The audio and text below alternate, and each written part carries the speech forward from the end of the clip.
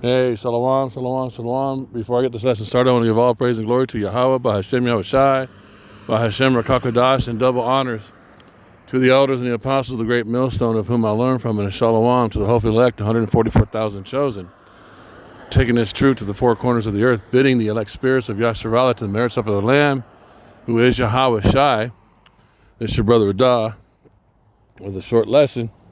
I want to focus on Shamawan. Right there, Simeon. You got 12 sons, 12 patriarchs of Jacob, who became Israel, Yasharallah, Shar, Prince, Allah, power. He's the Prince of the power. And these are his 12 sons, and they became 12 tribes, of which we get the nation of Israel, northern and southern kingdom, Ephraim, Judah, or Israel in Judah after the split. You got Judah, Benjamin, Levi, Simeon, Zabulon, Ephraim, Manasseh, Gad, Reuben, Asher, Naphtali, Issachar. How do you enunciate it correctly?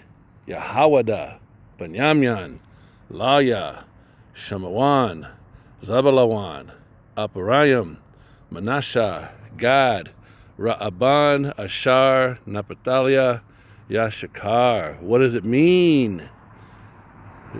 Yahweh thanks.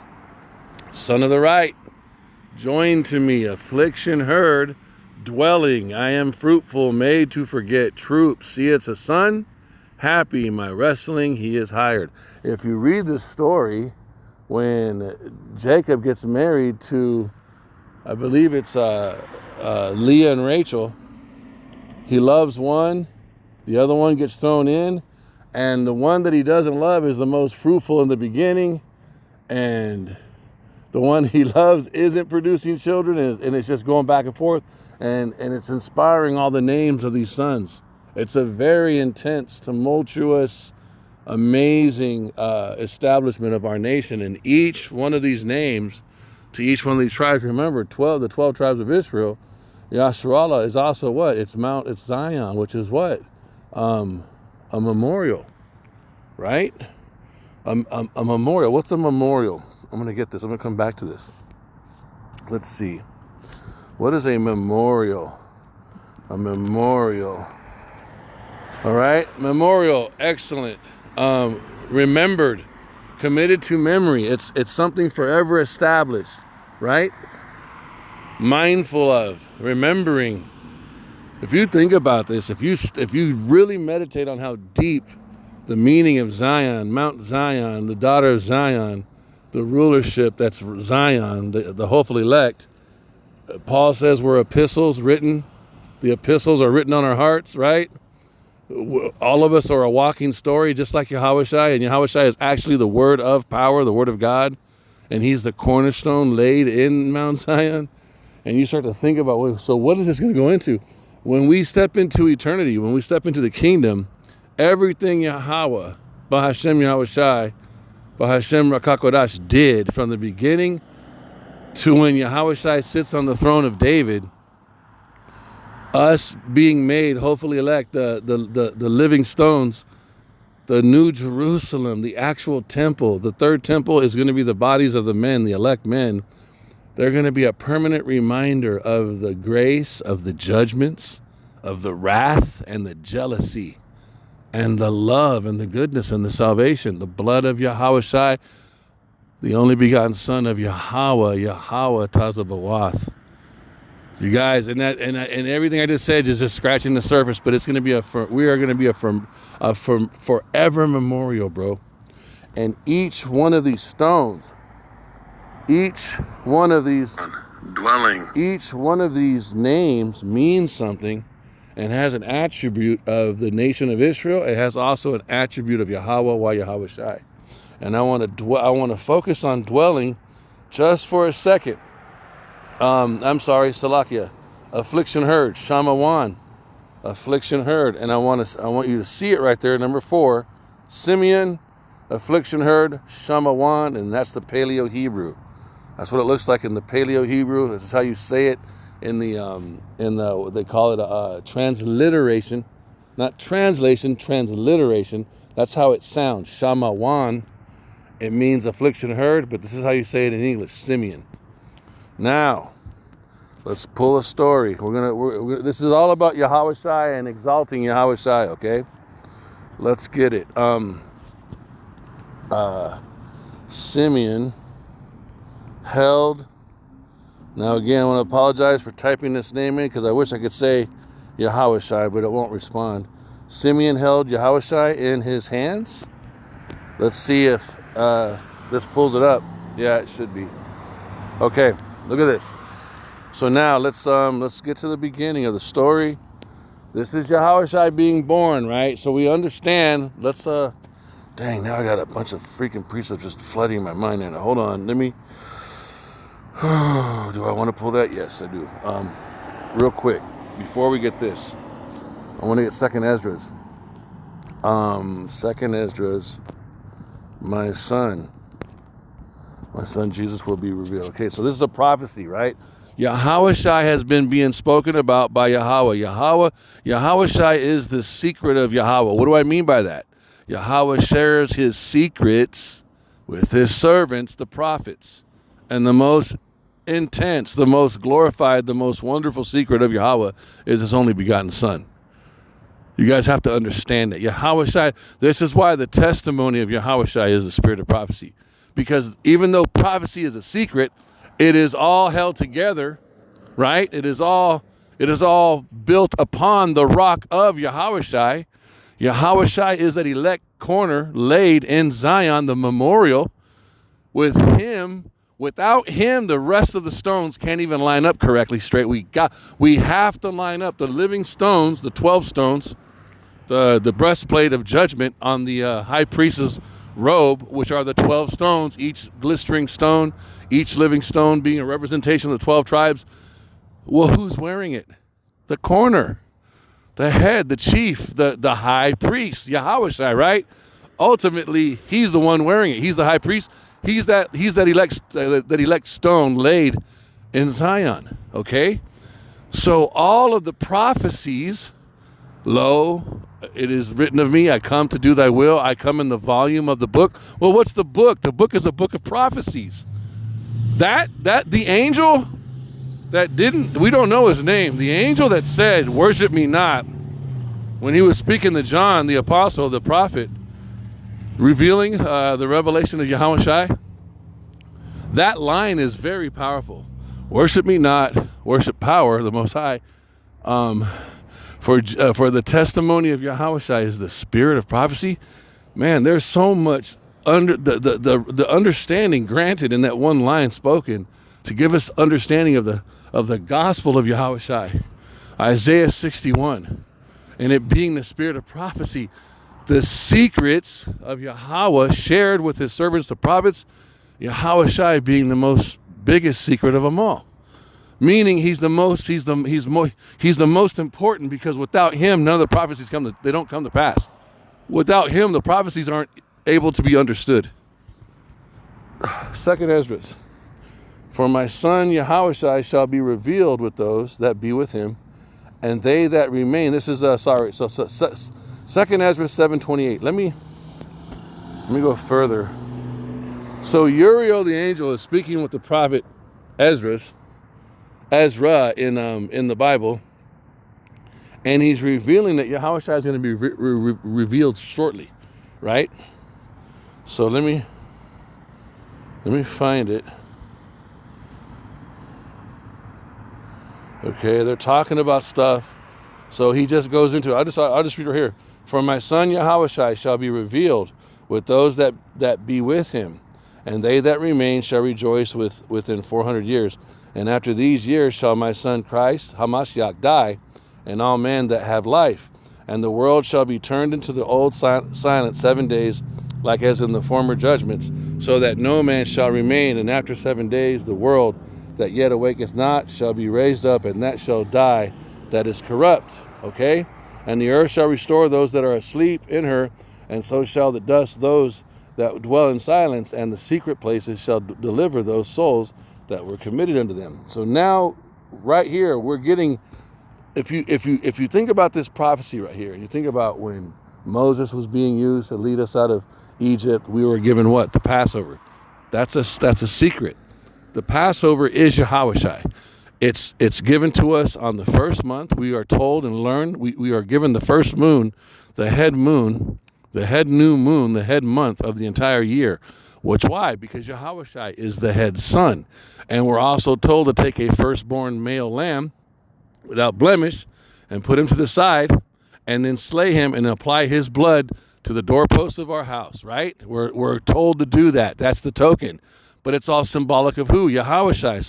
So we get the first month, the first moon, which tells time. It governs the rest of the year, right? And we're being told about the first son, the head son, Yahawashi, Yahweh's only begotten son, the only begotten son of Yahweh, whose blood is given for an atonement for sin. For whose sin? The elect of Israel, which would eventually then save all of Israel, correct? So this is a secret, though. We don't understand this when we're doing this. We don't get it at all. Later, when Isaac comes, Isaac walks out the trail to the cross with Abraham, walking out what he would do, because Isaac is Yahawashi. He's walking out what he would do later, what we were also practicing or rehearsing during Moses' day with the Passover. Now, these are just two. I'm just going to mention these two because they're very clear in some of the minds of most people. The entire Bible, the entire scroll, the entire roll, including the Apocrypha, is all about Yahawashi. Okay? So we see traveling through time, and then even with King Solomon, the son of David, who also is Yahawashi, the prophet, saying, he will be my son, and I will be his God. The Most High never said this about any king in Israel. We understand through the understanding of reincarnation that Yahawashi is Adam, Yahawashi is spoken about in the Passover, Yahawashi is Isaac, Yahawashi is King Solomon. And then Yahawashi came as himself, Yahawashi, right? We understand this. So once you jump out of Ezra's, by now, if you go back in time, some of us were getting it, and now with the mention of Yahawashi coming to Ezra, most of us, a lot of us were going to get it. So now, Salakia. So now we're waiting on that prophet. This is why when Yahawashi and John the Baptist were on the scene, everybody was asking questions. We had Malachi to go from, Micah, hold on, is it Micah? I will send, hold on, to make sure I'm not saying it right. I will send Elijah. I will send Elijah the prophet. And Yahawashi explains that, right? It's Malachi. Behold, I will send you Elijah the prophet. So we understood this prophecy, this secret, this testimony of Yahawashi being the spirit of prophecy, and we understood second Ezra because Ezra was a part of the Bible. It wasn't removed yet. So we had all of our scrolls, all of our rolls. We understood our heritage. So that by the time Yahawashi and John the Baptist are on the scene, everyone's asking the right questions. Are you that prophet? Are you the Hamashiach? Are you Elijah? They're asking right questions, but to the outside world, and with the spreading of Renaissance Western Christianity, these questions don't make sense when you're reading this stuff. I remember being a Christian. I was like, what the hell are they talking about? My pastor said the Jews were stupid. I asked the question in Sunday school. Why were they asking that stuff? Because I had no understanding. Renaissance Western Christianity is not the correct way to explain the Bible. You have to hear about the scriptures when Yahawashi opens them up to a Hebrew prophet that he has woken up like he said he would do. And that's what started happening around 1969, 1970 with Abba Bivens. And from there, it went into One West. And then now we have Elder Apostle Tahar, Elder Apostle Gabar, Elder Apostle Rambam. That is the method. That is the way that Yahweh B'Hashem Yahawashi is waking up the elect of Israel. The Renaissance Western Christian world doesn't fucking matter. It doesn't matter what they're thinking. Let me get back to my point. So now we understand that Yahweh shares his secrets with his servants, the prophets, and the only men, the only seed line who qualify to be prophets are seed line Hebrew Israelites, not Christians, not Catholics, not somebody calling himself a prophet. You have to be born by the seed line, because the Most High said, I make a covenant with thy seed, talking about the Adam, and then thy seed, talking about Isaac. And who's Isaac? Isaac is Yahawashi. So if the Most High is making a covenant with Abraham's seed, and Isaac is that seed, and then he says, I make a covenant with your seed, he's talking about Isaac's seed, talking about Yahawashi, the everlasting Father. It gets deep. We want to go into this, the secrets of Yahweh being prophecy, being only shared with the Hebrew Israelites, and Yahawashi being the most greatest of his secrets, because Yahawashi is the most prized possession of Yahweh. You have to understand that he is. He's highly exalted, and for many reasons, and it's appropriate. It's order. He's the firstborn, you guys. It's supposed to be this way. It's all good. It's all good. So listen, Yahawashi is the secret of Yahweh, and he's only exclusively, this is the value, this is where the gold, you know what makes gold so valuable? Not just that it's a beautiful, wonderful mineral metal, it's also, it's scarce. There's not a lot of it. The scarcity or the rarity of it is what makes it so valuable. And the process that is needed to purify it, right? Yahawashi is that gold, you guys.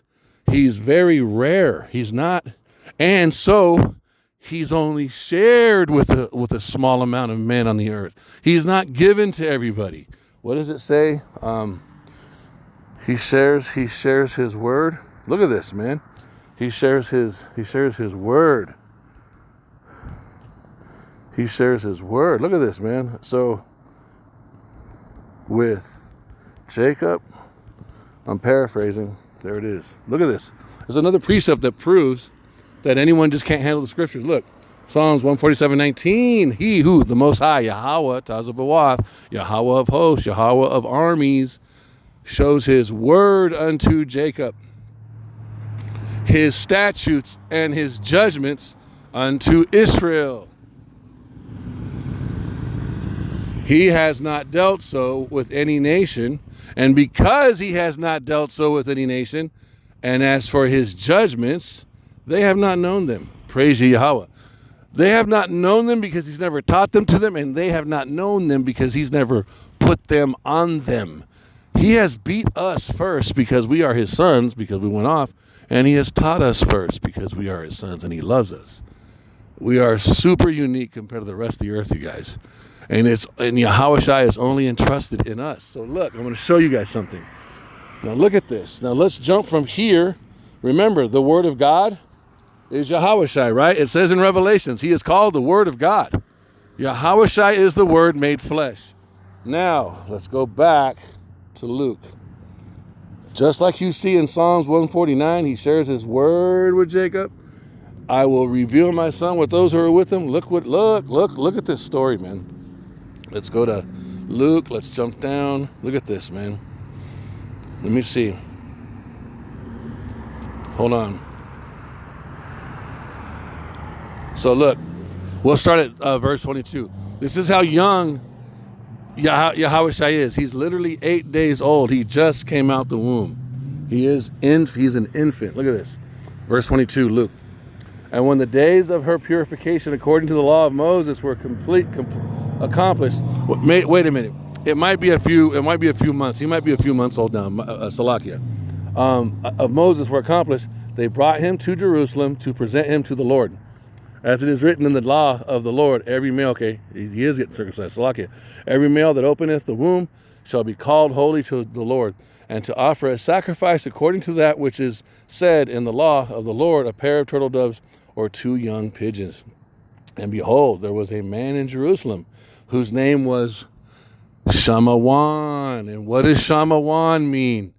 Affliction heard. This name, his positioning by Yahawashi is key. You got to see this.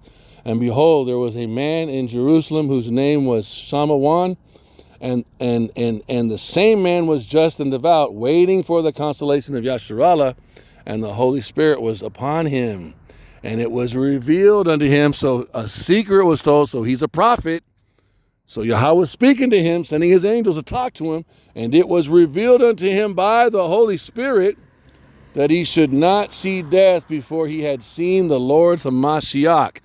Now you can link this with 2 Ezra, my son Yahawashi shall be revealed to them who are with him. You can go back to Psalms 147, verse 19 and 20. He shows his word to Jacob and his judgments to Israel. He has not dealt so with any other nation. Yahweh is the same yesterday and forever, you guys. Yahawashi is very unique. He's a prized possession.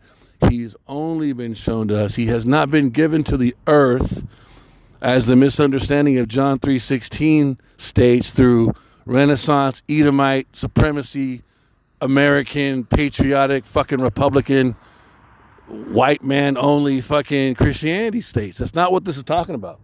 And he came by the Spirit into the temple. Look at this. He's being drawn. Doesn't Yahawashi say no man can come unto me except through me? But in order to know Yahawashi, the Father has to draw you. Doesn't Yahawashi get excited when Peter says, you are the Hamashiach? And Yahawashi, why do you think Yahawashi got so excited? Because Yahawashi knows nobody knows who I am unless my Father, Yahweh Tazabawath, reveals me to them. Imagine, he understands this as a person. He is the individual. He is the most highest exalted individual that is the secret of Yahweh. And he understands in his earthly ministry, you're not going to understand me unless my Father opens up your pineal gland and then you're able to receive it. This is why Yahawashi got so excited when Peter broke down Yahawashi's question so perfectly. Who do men say that I am? Who do you say that I am? You are the Hamashiach. And Yahawashi said, blessed are you, so Peter, Simon Bar-Jonah, for flesh and blood, because nobody on earth knows me. The other nations don't know me, and even other Israelites don't know me unless my Father has revealed me to you. That's how deep this is, man. You don't just get to walk up on Yahawashi. You don't just get to know Yahawashi. You don't get to handle Yahawashi unless Yahweh has sanctioned for you to do so. It's that heavy, you guys. Look at this. And he came by the Spirit, by the sanctioning of the Most High, bro, into the temple. And when the parents brought the child Yahawashi to do for him after the custom of the law, look at this, man. Look at this. This is the part. This is the part, man. Whoo! Then took he him up. So Shamawan, which means affliction heard, takes Yahawashi in his hands, in his arms, bro. He is allowed by the Spirit to approach the only begotten Son of power, the most highly exalted Son of Yahweh B'Hashem Yahawashi, bro, and touch him in his infantile stage, bro. The most vulnerable and weak position of Yahawashi, where he's crying out for milk and breathe. He needs to have his bottom wiped. He's got to be wrapped in swaddling clothes. He has to suck from the breast. He doesn't even have his complete memory yet, you guys. He's still forming, dude. God, bro. Then took he him up in his arms and blessed Yahweh and said, let's go to it. So then he says what? He lifts up a praise. He sings a song, Lord, Yahweh, now lettest thy servant depart in peace according to thy word, for mine eyes have seen thy salvation. What's he doing? He's confessing with his mouth. He's bearing witness to the labors, to the works, to the great labors of Yahweh, which thou hast prepared before the face of all people. You need to understand how intense this moment is. Yahweh has been speaking about Yahawashi in coded form since the beginning. Since Adam and Eve were in the garden, that was coded form. Since Malach Tazadakia blessed Abraham, that was coded form. Since Isaac was walking up the mountain with Abraham, that was coded form. When we got the Passover, that was all coded. That was all dark sayings about Yahawashi. Yahweh has been singing on his harp about his son to the prophets in dark speech for generations, man. And here Yahawashi is at the order of also Gabriel, Gabala. I'm still learning how to say his name, Salakia, forgive me for that. That we were given, Mary and Joseph were told that his name would be Yahawashi. And Uriel told Ezra 400 years earlier his name would be Yahawashi. So now we're going from dark speech, dark saying, dark, hidden mysteries, to now there's a name forming through the prophets in the earth years before Yahawashi would show up, and then days or months before he shows up, Gabriel tells Mary his name's going to be Yahawashi, and then bam, he's here. And now Simeon has been led by the Spirit to come look and touch and behold Yahawashi. Just as he's coming out of the womb, you guys, look, man, for mine eyes have seen thy salvation, which thou hast prepared before the face of all people, a light to lighten the Gentiles. That's talking about the Hellenistic Jews. That's talking about the Israelites that have been scattered to the four corners of the earth, who become like the heathen. It's not talking about the bloodline heathens. And the glory of thy people, Yasharallah. And Joseph and his mother marveled at those things which were spoken of him. And Simeon, affliction heard, blessed them, and said unto Mary, so now he's prophesying, his mother, behold, this child is set for the fall and rising again of many in Israel, and for a sign which shall be spoken against. Yea, a sword shall pierce thee through thy own soul, that the thoughts of many hearts may be revealed. And there was one Anna. So now there's all these witnesses coming forward, right? This is intense, man. Yahweh did not restrict the daughters, the actual physical women of Yasharallah, from also seeing and handling Yahawashi. This is fire, dude. And there was, because we need our women to see him. Do you understand the state that we are in right now with Hebrew Israelite women? How absolutely beastly and out of their fucking minds they are? Now go read the story of Judith and read about how beautiful, how physically beautiful she is. She's from the tribe of Simeon. She's what we would call the Dominican Republic today. She's absolutely breathtaking, and she walks in a deep major amount of wisdom, knowledge, and understanding. And Yahweh uses her to save Israel, to humiliate the men of the heathen nation of Babylon by cutting off his fucking head. Go read the story. This is how our women are going to be in the kingdom. They're not like that right now. This woman right here, Anna, she was like that. She had wisdom, knowledge, and understanding. She was in order. She was allowed to come and see Yahawashi, bro.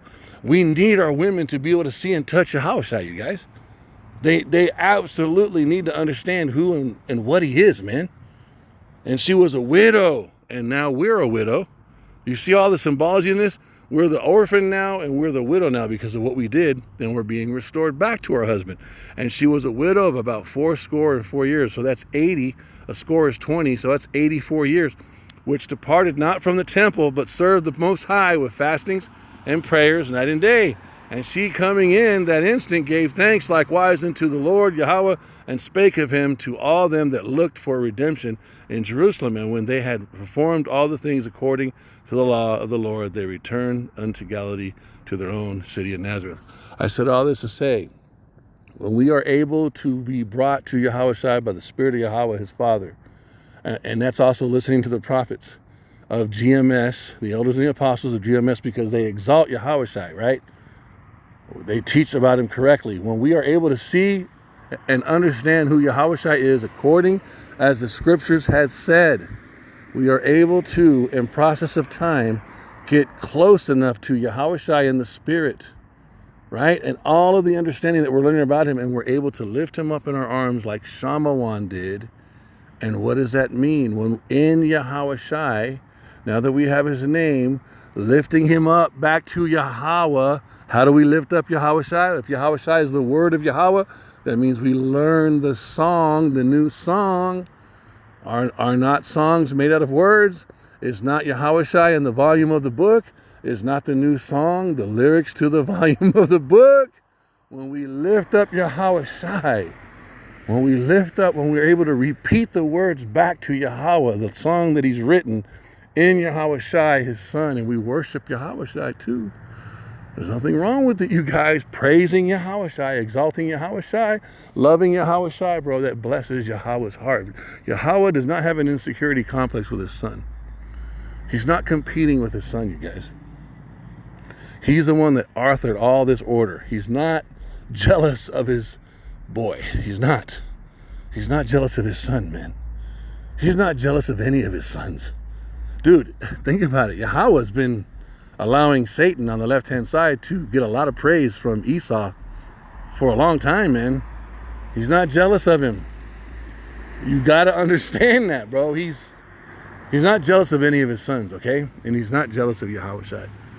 When we lift up Yahawashi to Yahweh, you guys, and we sing the words of the new song, it blesses his heart, and affliction is heard. And what is the affliction that is heard? Let's get it. The affliction of Zion. The affliction of Zion. Of Zion. Okay? And I'm just going to pull the word. And I will begin to make, look, 2nd Ezra 6:19. And I will begin to make inquisition. And that's what's happening right now. And I will begin, Salakia, to make inquisition of them, what they be that have hurt unjustly with their unrighteousness. It's talking about the Edomites, the wicked, and the confederacy of the nations, Psalms 83. And when the affliction of Zion shall be fulfilled, okay, when Yahawashi, so let me get the next, and when the world that shall begin to vanish away shall be finished, then will I show those tokens. The book shall be opened before the firmament, and they shall see altogether. Go back. When we begin to exalt Yahawashi, right? As we're learning the new song, as we're singing the new song, Revelations 14. Revelations 14:1. Let's get it. Look, I'm going to read about 4 or 5 verses. Revelations 14. And I looked, and lo, a lamb stood on Mount Zion, the memorial, the record, with all the other living stones, him being the chief cornerstone. He's a living epistle, and all of his apostles and prophets are also living epistles. And this also includes the 1/3 hopeful elect. And with him 144,000 having his father's name, Yahweh, written in their foreheads, because Yahawashi always exalts his father. That's us. There's balance in all this. It's not just Yahawashi being exalted, but it is Yahawashi being exalted. But Yahawashi always honors his daddy, bro. He always honors his father, and the little ones that are looking at him do the same thing, because we all want to be like our older brother. Every little brother wants to be like his older, most beloved elder brother. I don't know anyone who doesn't want that. And for the 4,000, okay, so, and with him 144,000 having his father's name written in their foreheads. And I heard a voice from heaven as the voice of many waters and as the voice of a great thunder. And I heard the voice of harpers harping with their harps. What are they doing? Shamawan. They're lifting up Yahawashi. The testimony of Yahawashi is the spirit of prophecy. All of the words in order, in correct 100% truth doctrine. If you believe on me according as the scriptures have said, rivers of living water will flow out of you, right? And they sung, as it were, a new song. Shamawan, lifting up Yahawashi as an infant in his arms, before Yahweh, saying, what? I am a witness to your salvation. He's the one. His blood, his name, his character, his fragrance. He smells like frankincense and myrrh. Everything you have said about him is true, and everything you said you would do is true, and he exalts you, and we are in agreement with everything he says about you, Yahweh, everything Yahawashi says. That's the new song, man. And they sung, as it were, a new song before the throne and before the 4 beasts and the elders, and no man could learn that song but the exclusivity of Yahawashi, the exclusivity of the lyrics to the song, the exclusivity of the secrets. All this time, Yahawashi was being spoken about, whispered about, sung about in dark speech on the harp of Yahweh. And we were getting bits and pieces of him. Well, actually, it was a lot. We were granted bits and pieces of the information. But there's a lot when you read the scriptures and you look back and you're like, oh my gosh, man. Yahweh's been talking about his only begotten son, our most beloved elder brother, the whole time. The whole time. And they sung, as it were, a new song before the throne. So we repeat it back to Yahweh. I want to know the words. Do you know the words? What is his name? And what is his son's name? If thou canst tell, let me get that real quick and I'll come right back. Why is this question? And I'm going to be done. What is his name? Right? Why is this being asked? Because there's an answer. Who hath, Proverbs 30:4, who hath ascended up into heaven or descended? Yahawashi. Who hath gathered the wind in his fist? Yahawashi. Who hath bound the waters in a garment? Yahawashi. Who hath established all the ends of the earth? Yahweh, Yahawashi. What is his name? Yahweh. And what is his son's name? Yahawashi. If thou canst tell. The reason why the question is being answered is because there is a group of people who know the song. And it's these people. Everyone else doesn't know. And this is what authenticates the exclusivity and the valueness of Yahweh B'Hashem Yahawashi and the elect. And they sung, verse 3, as it were, a new song before the throne and before the four beasts and the elders, and no man, no other nation, no other race of people could learn that song. Not even the 2/3 of the nation of Israel could learn this song. This also shows you how exclusively valuable this information is. All right? Yahawashi, Yahweh, the 100% truth. Who are the prophets? Honoring the elders and the apostles of the great millstone. Honoring this truth, bro. And no man could learn that song but the 144,000, right? And the angels, the hosts know this. They know. They know, you guys, which were redeemed from the earth. These are they which were not defiled with women. What's that talking about? We know it's not talking about human women because Anna is approaching Yahawashi in the book of Luke. This is talking about philosophies. This is talking about the wine of Esau, science, humanism, Islam, Renaissance Western Christianity, any type of fucking Satanism. None of those philosophies, none of the mark of the beast, none of that shit, bro. Hip hop being a fucking culture, black culture, all that bullshit. The raza with the fucking, you know, the 2/3 in the northern kingdom, those wicked philosophies.